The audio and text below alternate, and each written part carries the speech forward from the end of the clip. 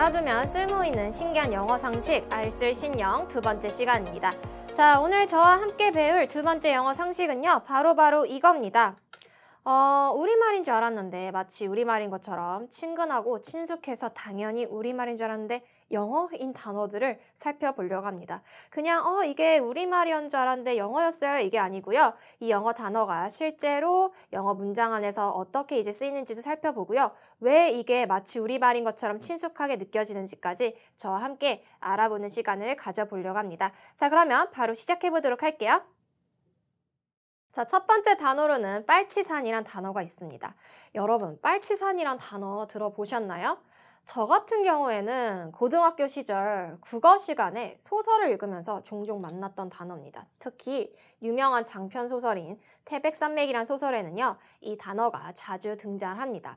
자, 우리가 이 빨치산이란 단어를 들었을 때 우리 머릿속에는 보통은 6.25 전쟁 때 북한의 공비들을 떠오르곤 하죠. 그렇죠?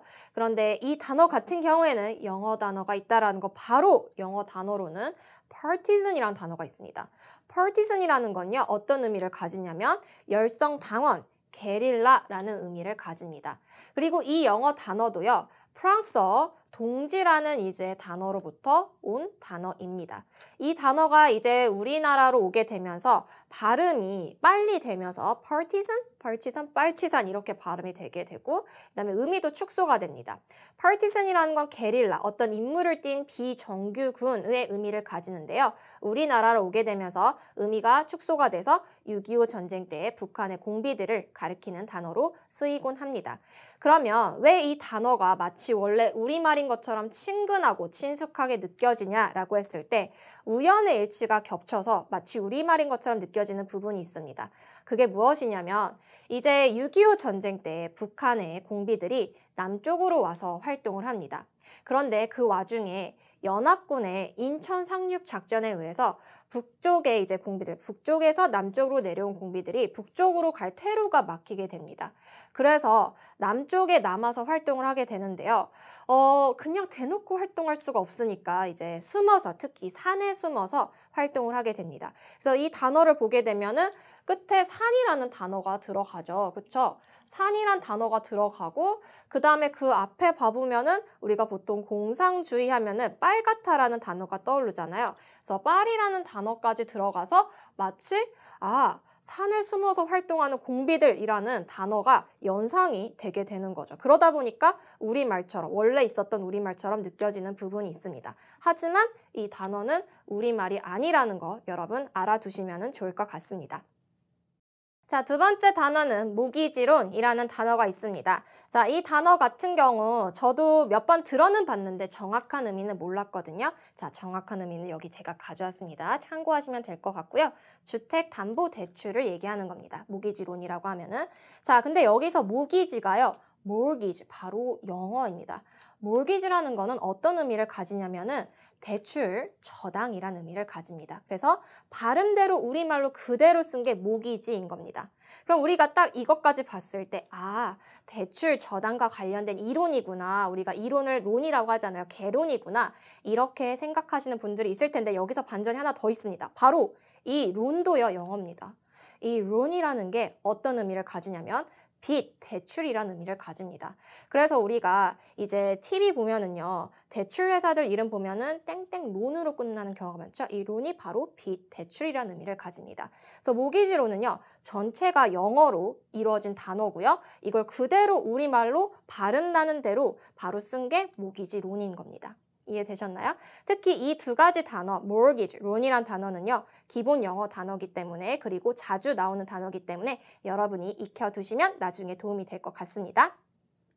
자, 백신도 여러분 영어입니다. 아마 이거는 알고 계시는 분들이 많을 것 같은데요. 저 같은 경우에 어렸을 때 이 단어를 딱 듣고 백신? 뭔가 깨끗하게 바이러스 치료해주고 병을 치료해주고 깨끗하게 하는 거니까 흰 백자 써서 백신이구나 이렇게 저는 알았거든요. 저 같은 분들이 많으실 거라고 생각합니다. 하지만 백신은 영어입니다. 백신이고요. 의미는 같습니다, 여러분. 그래서 이 백신이 어떤 식으로 많이 쓰이냐면요. 백신을 놓다라고 했을 때 우리가 영어로 어떻게 표현해주면 되냐면 give a vaccine이라고 표현해주면 됩니다. 백신 주사는 뭐라고 할까요? 우리가 주사하다, 주입하다라는 건 inject라는 표현을 쓰죠. 그래서 백신 주사는 a vaccine injection이라고 표현을 해주시면 되는 겁니다. 그래서 vaccine 또 영어고요. 영어 지문에서 자주 나오는 단어이기 때문에 여러분이 알아두시면 유용할 겁니다. 자, 그 다음 단어는요. 바로 비닐. 비닐봉투 가져갈 때 그 비닐, 우리가 비닐이라고 하면 비닐 좀 가져와, 비닐봉투를 얘기하죠. 그렇죠? 그런데 이 단어도 영어고요. 발음은 다릅니다. 발음은 vinyl이라고 발음이 되고요. 얘는 이제 비닐의 재질 또는 레코드판을 이야기할 때 vinyl이라고 이제 이야기를 합니다. 우리가 실제로 비닐하면 비닐봉투를 얘기하잖아요. 그런데 이제 미국에서는 비닐봉투를 vinyl이라고 표현하는 게 아니고 이런 식으로 plastic bag이라고 표현합니다. plastic bag이 이제 비닐봉투입니다. 그래서 요즘 우리나라도 그렇지만은 이제 물건을 사면은 종이봉투 드릴까요? 비닐봉투 드릴까요? 이렇게 물어보죠. 그랬을 때 종이봉투는 영어로 뭐냐면 종이가 영어로 뭐죠, 여러분? paper죠. 그쵸? 그래서 종이봉투는 paper bag입니다. 그래서 paper or plastic 하면은 종이봉투 쓸래? 비닐봉투 쓸래? 이렇게 물어보는 표현이 되는 겁니다. 그래서 plastic bag이 이제 비닐봉투고요. 자, 요즘엔 이제 비닐봉투를 쓰지 않는 추세죠. 그래서 나는 비닐봉투를 쓰지 않겠어 라고 표현하려면 이렇게 표현해주면 됩니다. I will not use plastic box라고 하면은 난 비닐봉투 사용 안 할 거야 라는 표현이 되는 겁니다. 그래서 우리가 비닐의 이제 영어 표현까지도 살펴봤습니다. 자, 그 다음에 마지막입니다, 여러분. 마지막은 시소입니다. 여러분 어렸을 때 시소 많이 타고 노셨죠? 마치 아름다운 원래 있었던 우리말과 같은 느낌이 드는데요. 이 시소도 영어입니다. 시소, C랑 소가 이제 합쳐져서 시소가 되는 거고요. 시소를 타다 보면 보고, 보이고 이러죠. 그래서 시소가 되는 겁니다. 그래서 우리가 시소를 타다라는 표현은 play on the seesaw라고 표현해주면 됩니다. 그래서 우리가 마지막 단어까지 살펴봤습니다. 자, 오늘 저와 함께 우리말인 줄 알았는데 영어인 단어들을 살펴봤고 그 단어들이 어떻게 활용이 되는지까지 살펴봤습니다. 저는 다음 시간에 알아두면 쓸모있는 신기한 영어 상식으로 다시 찾아뵙겠습니다. 다음 시간도 기대해 주세요.